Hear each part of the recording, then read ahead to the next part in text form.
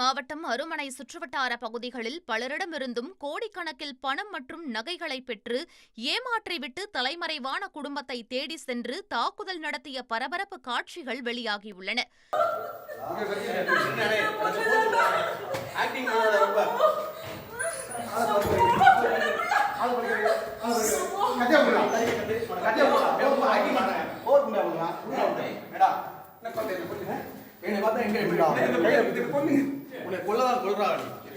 கடையால் பகுதியை சேர்ந்தவர்கள் செல்வகுமார், ஜோர்லின் தம்பதி.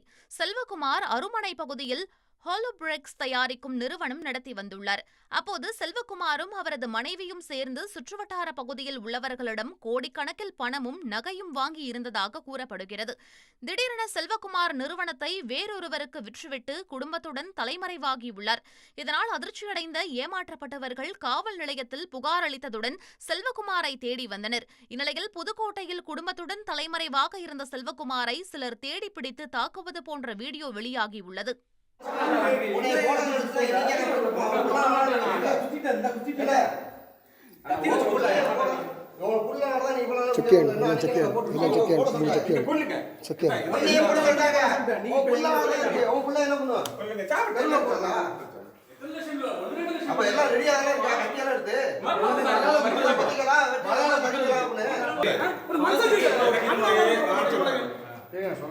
எல்லாரும் கந்துவட்டிக்கு தொந்தவியதான்.